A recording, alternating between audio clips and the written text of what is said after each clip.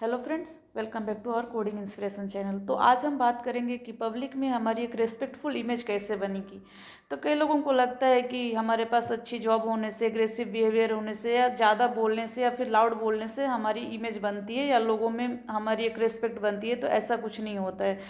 अगर आप चाहते हैं कि पब्लिक में आपकी रिस्पेक्ट बने, लोग आपकी बातों को सुने, आपकी बातों को समझे, या फिर एक आप अपना एक यूनिक इमेज बनाना चाहते हैं पब्लिक में, तो आपको चार बातों की ध्यान रखनी चाहिए।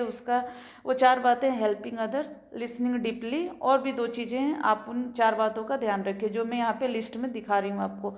तो यहाँ पे मैं 10 पावरफुल डेली हैबिट्स के बारे में बात करूँगी, जिसको अगर आप अपने डेली रूटीन में इंक्लूड करते हैं तो पब्लिक में आपकी एक यूनिक अच्छी इमेज बन सकती है। ठीक है, जिसमें एक आता है keep your promises, admit mistakes quickly, stay calm under pressure. यानी कि अगर आप कोई गलती करते हैं तो जल्दी से सॉरी बोलिए, उसको एडमिट कर लीजिए, क्विक एडमिट कर लीजिए। ठीक है, अगर किसी से आप कुछ प्रॉमिस करते हैं तो उस प्रॉमिस को पूरा करने के लिए पूरी आपको ट्राई करनी है। ठीक है, आप अगर अपनी प्रॉमिस पूरी करते हैं तो सामने वाले आप पे बिलीव करेगा। ठीक है, उसके बाद स्टे काम अंडर प्रेशर। अगर कोई प्रेशर होता है तो एग्रेसिव नेचर नहीं दिखाना है। ठीक है, अपने आप को काम रखिए, कूल रखिए, सोचिए समझिए फिर एक्शन लीजिए। Be humble even when you are right.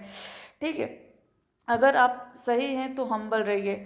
ये नहीं कि आप अगर सही हैं और आप पे कोई गलत इल्ज़ाम लगा रहा है तो आप उसको कुछ उल्टा पुल्टा बोलेंगे या चिल्लाएंगे। एग्रेसिव नेचर से तो कुछ नहीं होता। अपने आप को हमेशा हम्बल रखिए, अपनी बातों को रखिए, लेकिन बहुत सोच समझ के रखिए, धीरे से रखिए। ठीक है, stand up for what is right. अगर जो सही है उसके लिए खड़े रहिए। ये नहीं कि अगर कोई इंसान आपको पसंद है तो आप वो गलत है तो आप फिर भी उस गलत इंसान के साथ खड़े हैं, ऐसा नहीं है।